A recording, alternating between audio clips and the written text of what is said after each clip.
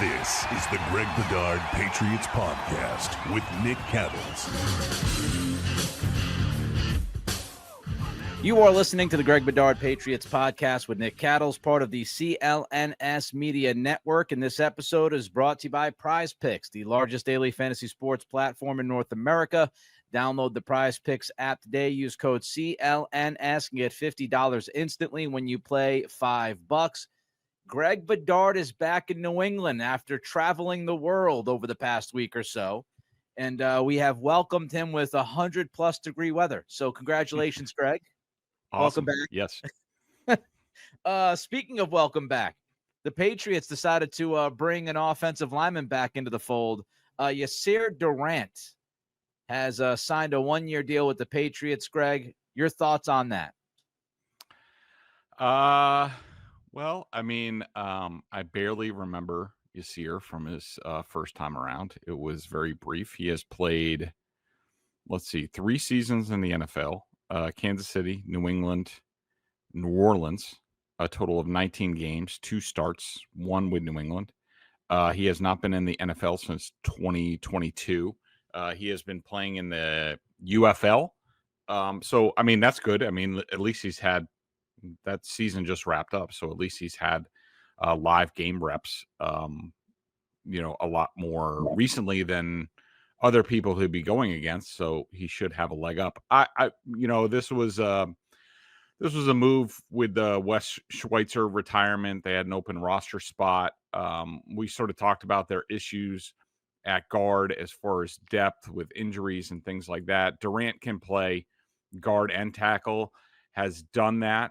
I think my guess is that for now it moves Caeden Wallace back out to tackle, that he doesn't need to play guard to get through minicamp like he did recently.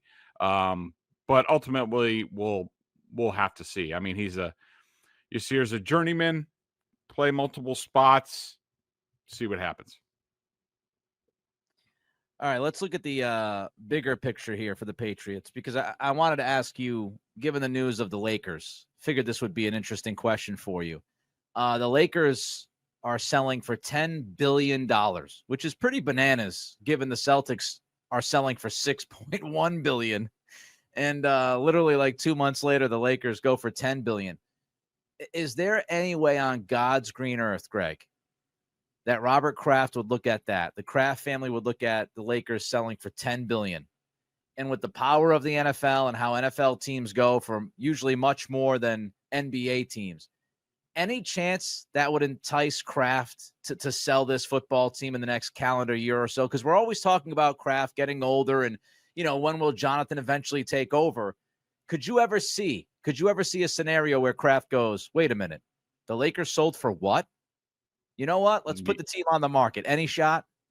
Yeah. No. I think that Robert and Jonathan have made it clear that they see this as the family business, or among their family businesses, and that they have shown no interest in giving that up. I think they're gonna own the Patriots for a very long time. I mean, like you probably pay closer attention to this than I do, certainly with the NBA.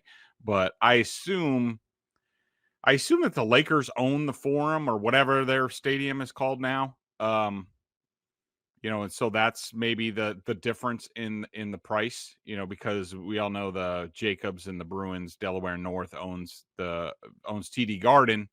So the Celtics are, a tenant. I mean, at some point, to really maximize the value on that franchise, they're going to have to build their own arena at some point.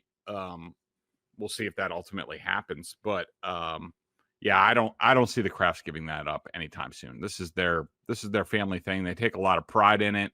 The only time I could see it potentially happening, and we've seen this with other NFL franchises, Nick, with Denver. I want to say the Saints, but I think they're still owned by the Benson family. We have seen instances where sort of the patriarch passes on and the family sort of wants to get their hands into the money. I just think that but a lot of those are A lot of those are different. They're similar to the Lakers, where maybe they don't have the team is their business. The Brown family with the Bengals. These are not business people like the Krafts with all that they're into. Their paper businesses and things like that. Those other teams that get sold, they don't have a lot of other interests, and basically the team is their piggy bank. The Krafts don't have to worry about that, so I think that factors in also why I don't think that they will be sold. I think the only time you would see it is if Robert passes on and Jonathan isn't interested in it as much anymore, or for his kids and things like that. But certainly not in Robert's lifetime are we going to see the team sold. By the way, according to NBC News, the Lakers do not own Crypto.com Arena. Really? Yeah. So they were wow. Last year, Forbes ranked the Lakers as the 8th most valuable team at $7.1 billion. Again, they're selling for like $10.1 billion. Pretty crazy. Is that why, Greg? I know a lot of people at the time wondered why Brady did not buy a percentage of the Patriots. I mean, we're seeing this a lot through the NFL. A lot of these teams are now selling off a portion. I think the Giants are doing that. Is that why the Patriots, Brady didn't get involved? He got involved with the Raiders because the Krafts don't want to sell any piece of the pie? Or was that more of a Brady wanting to be in Vegas, kind of a booming market, blah, blah, blah? While I don't think Brady had a lot of interest in owning a piece of the Patriots, I do think for the reasons that you laid out, sort of like, Vegas, an emerging market, a little bit of an easier path to get a stake of the Raiders than say the Patriots. But I do think I don't think the Kraft selling off a piece, I don't really think they entertain that at all. I mean, they want to keep it to themselves. They've sort of made it a point about that. And to me, that's the biggest reason why Brady's with the Raiders and not with a team like, say, the Patriots. But you're right. I mean, they've changed the NFL ownership rules where, basically you can find some sort of, foreign money, whatever it is, like a Saudi group or something like that, where you can now, these teams can now, they see their valuation going up, but is that like real money? They can make it real money by bringing in investors that will give them, whatever percentage they buy in for. All of a sudden that goes right into their pocket. And so now I do think you'll see more and more teams, more and more ownerships groups sort of go down that path because they get to use the team like a piggy bank a little bit. And so we could see more of that. And of course, Mark Davis, as we know, look, I don't think he's going to miss any meals or haircuts anytime soon, but he's not the most rich, well put off owner compared to a lot of other owners in the NFL, which I think also played a role. And you wonder if Brady knew that purchasing a piece of the Raiders was going to open the door to him to be a part of the, decision-making process. I don't know if Robert Kraft, it's an interesting kind of question, if Robert would have been as open to the idea of Brady having a say in personnel and being involved like he is in Vegas. I don't know if he would have had that level of involvement in New England. I have no idea. I mean, I know Kraft is close to him and all that, but I don't know if Kraft would have said, no, look, you got to separate it. We don't necessarily get involved as owners. That's Robert's story. Of course, Jonathan, we can talk about that and how much he has to say. But if that's the stance publicly, you do wonder if Brady would have had as much stroke, so to speak, here in New England as he's had quickly in Vegas. All right, let's look at the football team now, Greg. Let's start looking at the 53-man roster. We're about a month away from training camp. The first day is July 23rd, I believe. And it's probably a good thing to kind of roll through the roster and see where we're at. And we start with the most important position in all of professional sports. That is the quarterback position. It's obvious it's Maye. It's obvious it's Dobbs. Will they carry 3? Will they carry 2? If they carry 3 or bring a third guy in, will it be Wooldridge, or do you think they might add somebody else? Yeah. So, I mean, let's start with Drake, who we talk about a lot. I mean, I think you and I both have high expectations from him. I was just seeing that I guess Josh Allen told somebody, Sports Illustrated, I think, that, he had some really kind words to say about Drake, how he's really impressed him, and how he's all about football. And I do think he's going to grow into that. I mean, I don't really, especially with a new coaching staff and a new offensive coordinator and new players around him, I'm not one to put like expectations on Drake Maye. I think I'm sort of back, at least initially, to where we were last year, where, I just want to see improvement from Drake Maye. I want to see growth. And, we'll see how that comes. I am expecting that. I'm expecting him to take care of the ball better. I think that he's going to be helped out by Josh McDaniels, obviously.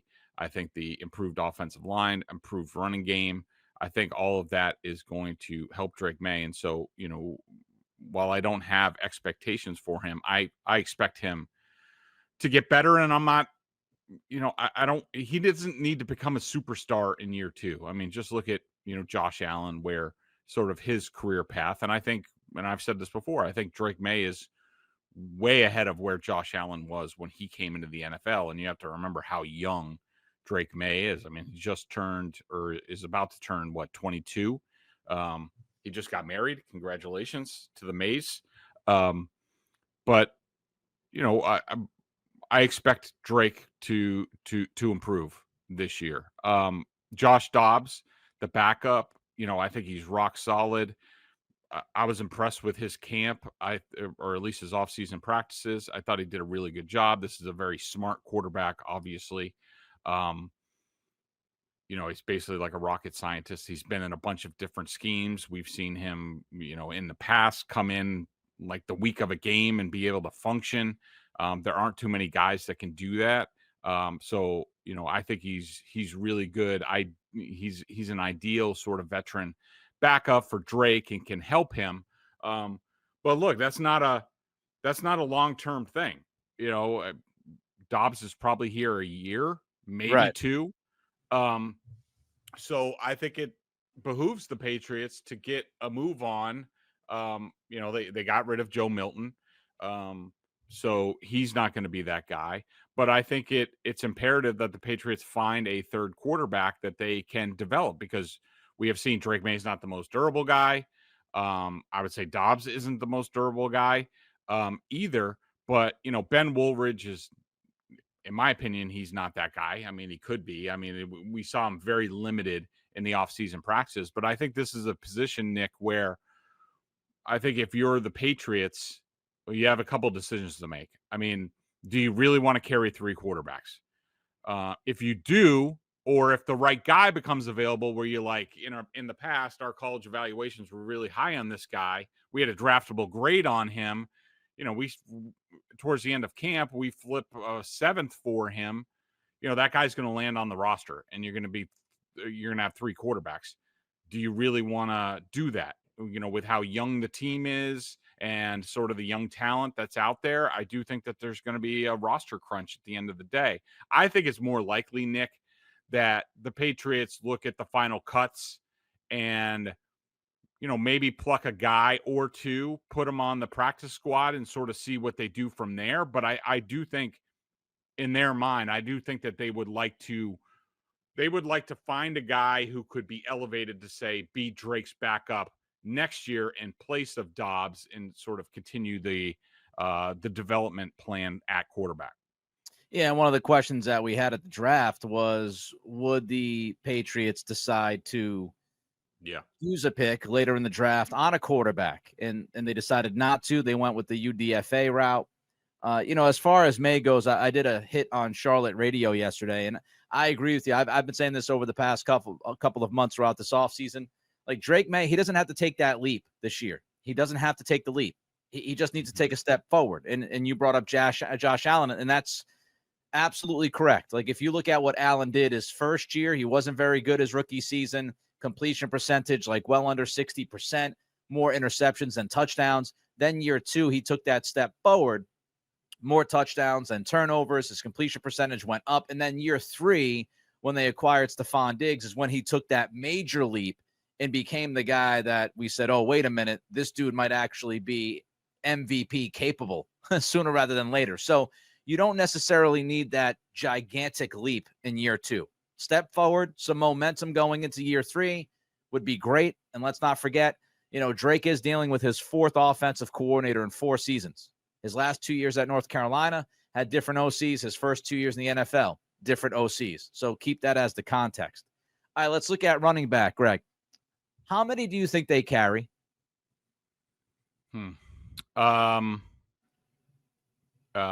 So let's say, all right, we're not going to include fullbacks here. Okay. Just in terms of running back position,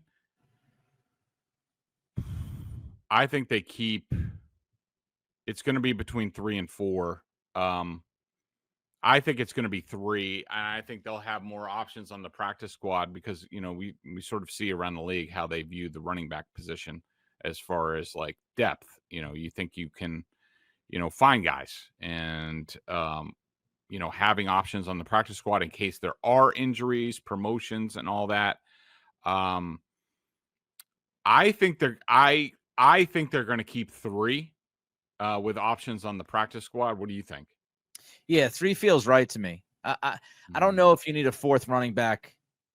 It seems to me that it's a little bit of a stretch to have 4 guys on the roster. I don't think you need that 4th roster spot. I mean, you've got some other areas like offensive line that you have to address. How many wide receivers are you going to carry? Linebackers, another question. Safety, you got a number of safeties on this roster. You might want to carry an extra one that you didn't think you wanted to carry before, camp began. So I think 3 is a safe number. Obviously, Stevenson and Henderson's absolutely safe. Stevenson feels very safe. Antonio Gibson, how big of a battle does he have on his hands to stay on this roster, do you think?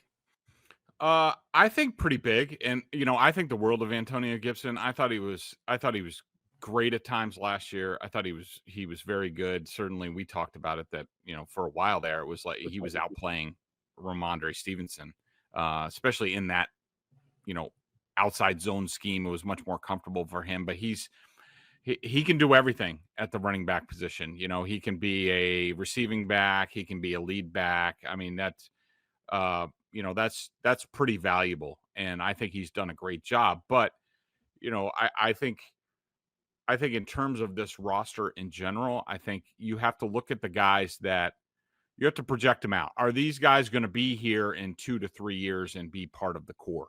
If not, then their immediate future is in danger with this team. And it's nothing against Antonio Gibson, but I do think he's in that bucket where you're like, all right, well, we have TreVeyon Henderson, and he is certainly going to have a role on this team going forward. I think it's going to be an immediate role on this team, depending on health. But this is not a situation. I'm sure some people look at it and look at Shane Vereen or James White, and these are guys that had to basically redshirt a year before they got in there. Of course, there was a pipeline at the time of guys that the Patriots had. They don't have a pipeline because they didn't fill the passing back role the past couple of years. Right. So to me, Gibson's future is tied to how much they think Henderson can do immediately. And I think it's a lot. I mean, Nick, there was this one play in one of the minicamp practices where he was lined up to Drake Maye's left. And we've heard about his pass blocking, and we've seen the highlight clips from Ohio State and how good he is. And he's really good. But he went from Drake Maye's left, and after the snap, crossed over in front of Drake Maye and snuffed out a slot blitz from Marcus Jones and was in perfect position. I mean, you don't really see that out of rookies. That really impressed me. So I think when you're talking about Antonio Gibson's future, how quickly and how many things can Henderson do? I think it's going to be a lot. And then the X factor is Lan Larison, the undrafted free agent. He's sort of Rex Burkhead light. Once the pads come on, can he hold his own blocking? He's very versatile, pretty good at receiving, catches the ball naturally. So if Henderson and Larison both look really good and that they're ready to play, then I think you look at Antonio Gibson as, they'll probably try to trade him, and they might find some interest because he is a veteran. He's a plug-and-play back in a lot of schemes. Or, he could be released at the final cutdown. I mean, again, I really like Gibson. It's nothing against him. It's more of, where is this team right now? Where is it going? And is a veteran like Gibson really part of things? Do they feel they're going to have to answer the question? Do they feel good about if Stevenson goes down with an injury, which can happen? Do they feel all right about Henderson being the lead back? If they don't think he's ready for that, then maybe Gibson hangs on, and Larison, maybe they look to stash him on the practice squad, that type of thing. Yeah, Gibson's third down issues and pass protection that we saw at times last year, I think leads him to be more of a first and second down guy. And then you kind of question, all right, how many opportunities is he going to get in that role?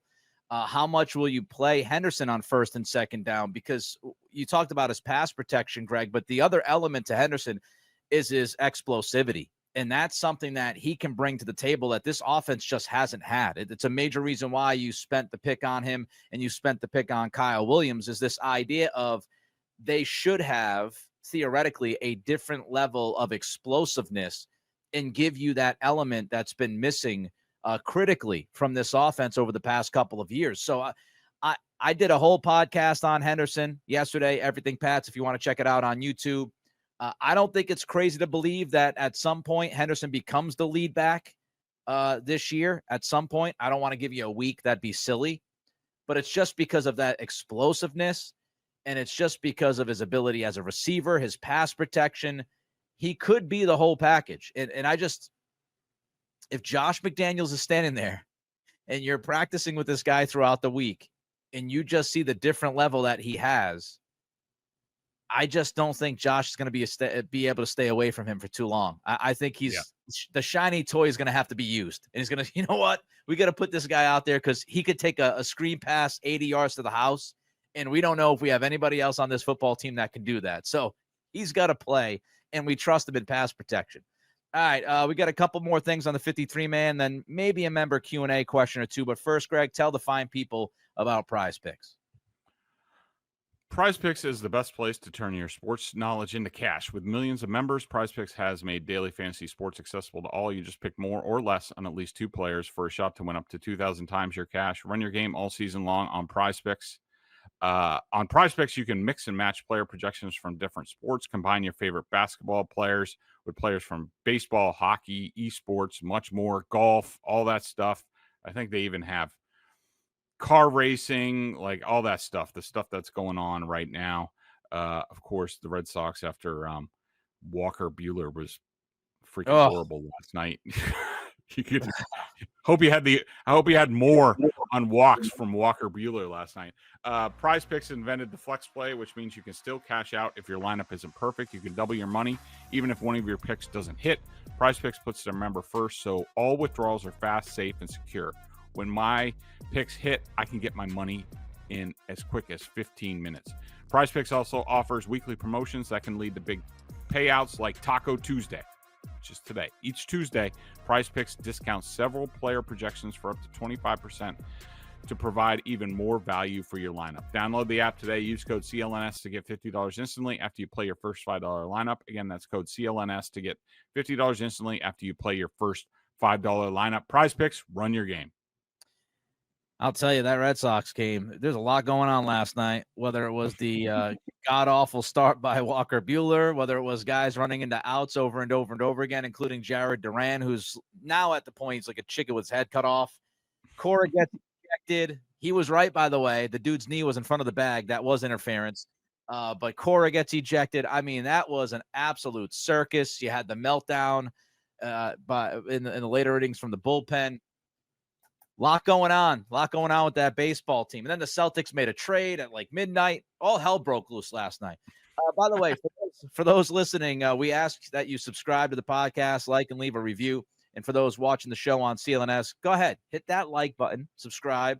And you want to subscribe to the Patriots Press Pass YouTube channel, where you can find our show and a lot of other great Patriots content. Also, please make sure to turn on your notifications so you know the instant a new video with Greg's shiny face drops for you, you turn on those notifications. Also, check out BSJ, $50 for the year. Bedard, you already do a great job. Corrales was up until probably 5 a.m. talking about the holiday deal. He had recorded a podcast and had to record another podcast. His head was spinning, but he does great work, so check him out. And then we've got, I can't stop. The NHL draft is Friday night. The Bruins pick 7th. There's rumors they might trade up. Haggerty's on it.